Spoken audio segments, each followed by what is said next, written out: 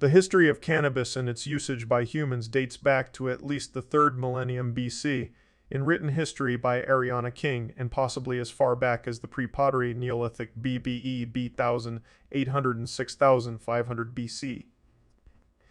Based on archaeological evidence, for millennia, the plant has been valued for its use for fiber and rope, as food and medicine, and for its psychoactive properties for religious and recreational use.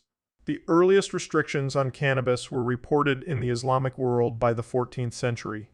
In the 19th century, it began to be restricted in colonial countries, often associated with racial and class stresses. In the middle of the 20th century, international coordination led to sweeping restrictions on cannabis throughout most of the globe. Entering the 21st century, some nations began to take measures to decriminalize or legalize cannabis. Hemp is possibly one of the earliest plants to be cultivated. Cannabis has been cultivated in Japan since the pre-Neolithic period for its fibers and as a food source and possibly as a psychoactive material. An archaeological site in the Oki Islands near Japan contained cannabis icens from about 8000 BC, probably signifying use of the plant. Hemp use archaeologically dates back to the Neolithic age in China, with hemp fiber imprints found on Yangtze culture pottery dating from the 5th millennium BC. The Chinese later used hemp to make clothes, shoes, ropes, and an early form of paper. Cannabis was an important crop in ancient Korea, with samples of hempen fabric discovered dating back as early as 3000 BCU. Cannabis is believed to be consumed by Hindu god Shiva and has been part of Hindu god Shiva and has been part of Hin practice and culture. Hemp is called ganja, Sanskrit. Nijaya I-A-S-T, ganja, in Sanskrit and other modern Indo-Aryan languages. Some scholars suggest that the ancient drug soma mentioned in the Vedas was cannabis, although this theory is disputed. Bhanga is mentioned in several Indian texts dated before 1000 AD. However, there is philological debate among Sanskrit scholars as to whether this bhanga can be identified with modern bhang or cannabis. Cannabis was also known to the ancient Assyrians, who potentially utilized it as an erratic. They called it kunabu and kunubu, which could signify a way to produce smoke, a potential origin of the modern word cannabis. Cannabis was introduced as well to the Scythians, Thracians, and Dacians, whose shamans, the Kapnobata, those who walk on smoke clouds, burned cannabis flowers to induce trance. The classical Greek historian Herodotus, ca. 480 BC, reported that the inhabitants of Scythia would often inhale the vapors of hemp seed smoke, both as ritual and for their own pleasurable recreation. Cannabis residues have been found on 2 altars in Tel Arad dated to the Kingdom of Judah in the 8th century BC. Its discoverers believe that the evidence points to the use of cannabis for ritualistic psychoactive use in Judah. According to Zohar Amar, the fact that the Tel Arad altar was eventually closed down, apparently due to religiously opposition by Hezekiah, and the biblical prohibition on priestly service while intoxicated by wine, Leviticus 10:7, indicate that Israelite religion in general was probably opposed to cannabis use as part of its priestly services. Cannabis has an ancient history of ritual use and is found in pharmacological cults around the world. Hemp seeds discovered by archaeologists at Pazyryk suggest early ceremonial practices like eating by the Scythians occurred during the 5th to 2nd century BCE, confirming previous historical reports by Herodotus. In China, the psychoactive uses of cannabis is described in the Shenong Benkaio Jing, written around the 3rd century AD. Taoists mixed cannabis with other ingredients, then placed them in incense burners and inhaled the smoke. Around the turn of the millennium, the use of hashish, cannabis resin, began to spill over from the Persian world into the Arab world. Cannabis was allegedly introduced to Iraq in 1230 AD, during the reign of Caliph al-Mustansir Billah, by the entourage of Bahraini rulers visiting Iraq. Hashish was introduced to Egypt by mystic Islamic travelers from Syria sometime during the Ayyubid dynasty in the 12th century AD. Hashish consumption by Egyptian Sufis has been documented as occurrent in the 13th century AD, and a unique type of cannabis referred to as Indian hemp was also documented during this time. Smoking did not become common in the Old World until after the introduction of tobacco, so up until the 1500s, hashish in the Muslim world was consumed as an edible. Cannabis is thought to have been introduced to Africa by Indian Hindu travelers, which Bantu settlers subsequently introduced to southern Africa when they migrated southward. Smoking pipes uncovered in Ethiopian carbon dated to around 1320 AD were found to have traces of cannabis. It was already in popular use in South Africa by the indigenous Khoisan and Bantu peoples prior to European settlement in the Cape in 1652. By the 1850s, Swahili traders had carried cannabis from the east coast of Africa to the Congo Basin in the west. King Henry VIII of England strongly encouraged hemp cultivation in the early 16th century, particularly for its use by the expanding English Navy in the Western Hemisphere. Early Spanish Florida explorer, early Spanish Florida Alvar Núñez Cabeza de Vaca, describing the many tribes of native peoples he encountered between 1527 1537, wrote throughout the country they get inebriated, also translated as become drunk and produce stupefaction by using a certain smoke, and will give everything they have in order to get it. The Spaniards brought industrial hemp to the Western Hemisphere and cultivated it in Chile starting about 1545. In 1607, hemp was among the crops Gabriel Archer observed being cultivated by the natives at the Maine Powhatan village, where Richmond, Virginia is now situated. And in 1613, Samuel Argall reported wild hemp better than that in England growing along the shores of the upper Potomac. As early as 1619, the first Virginia House of Burgesses passed an act requiring all planters in Virginia to sow both English and Indian hemp on their plantations during Napoleon Bonaparte's invasion of Egypt in 1798. Alcohol was not available per Egypt being an Islamic country. In lieu of alcohol, Bonaparte's troops resorted to trying hashish, which they found to their liking. Following an 1836-1840 travel in North Africa and the Middle East, French physician Joseph Moreau wrote on the psychological effects of cannabis use. Moreau was a member of Paris Club des Hachistans, founded in 1844.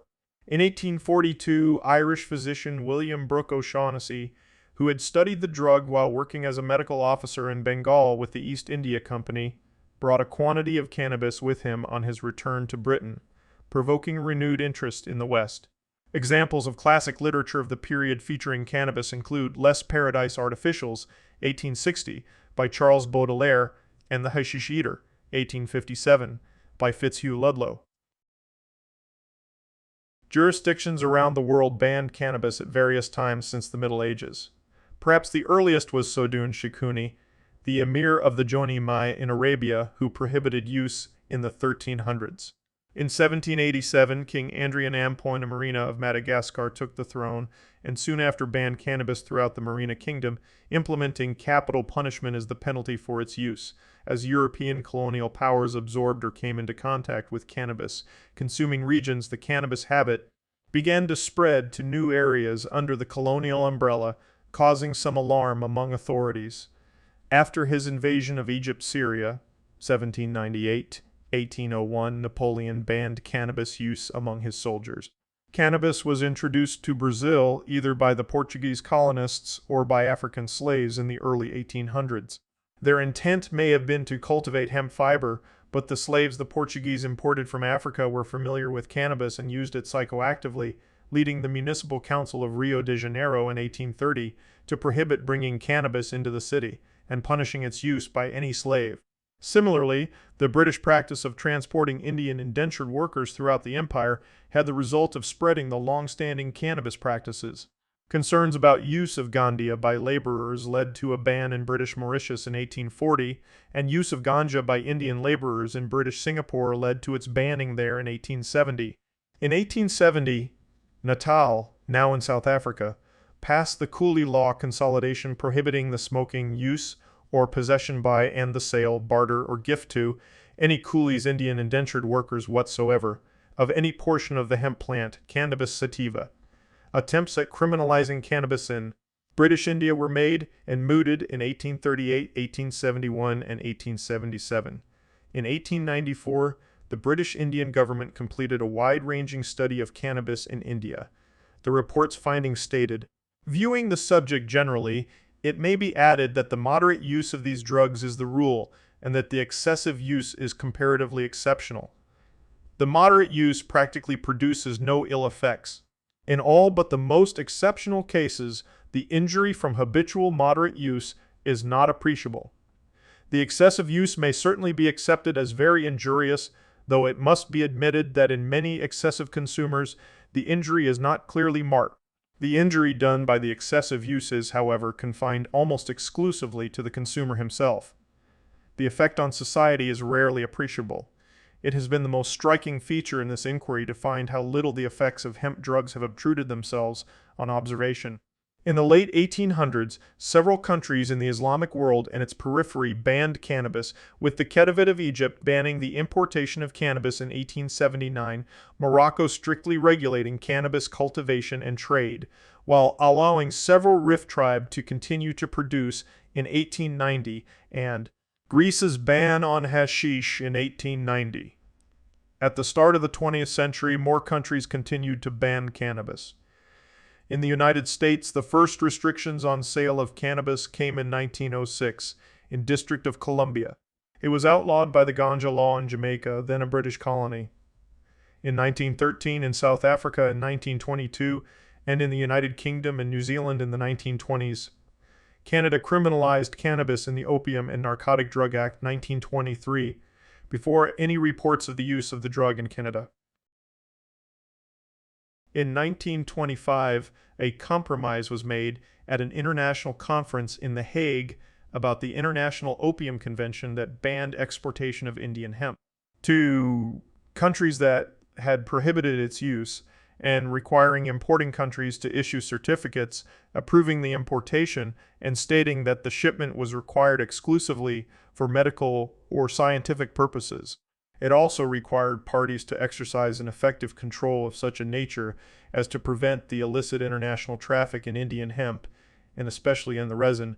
In the United States in 1937, the Marijuana Tax Act was passed and prohibited the production of hemp, in addition to cannabis.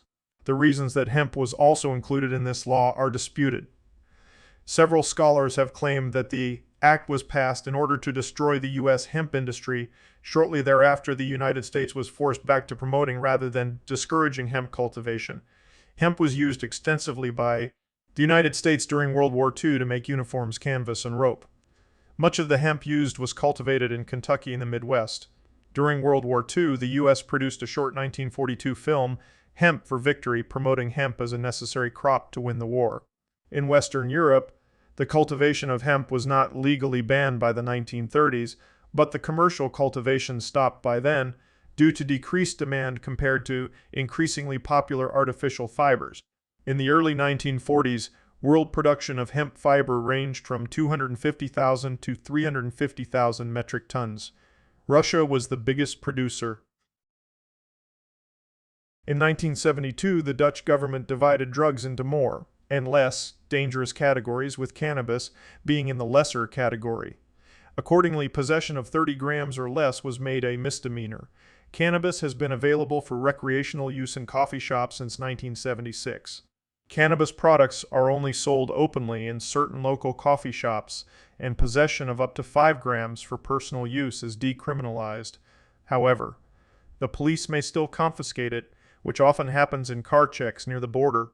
Other types of sales and transportation are not permitted, although the general approach toward cannabis was lenient even before official decriminalization.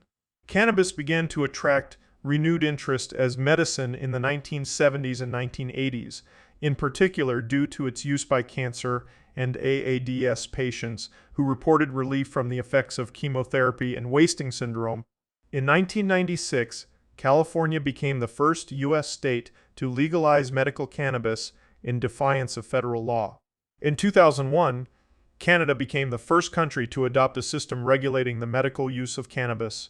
In 2001, Portugal decriminalized all drugs, maintaining the prohibition on production and sale, but changing personal possession and use from a criminal offense to an administrative one.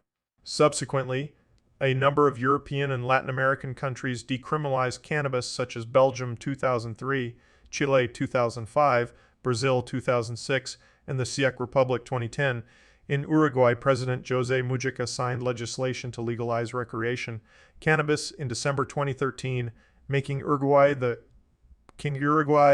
first country in the modern era to legalize cannabis. In August 2014, Uruguay legalized growing up to 6 plants at home, as well as the formation of growing clubs, a state-controlled marijuana dispensary regime. In Canada, following the 2015 election of Justin Trudeau and formation of a Liberal government, in 2017 the House of Commons passed a bill to legalize cannabis on 17 October 2018. Some U.S.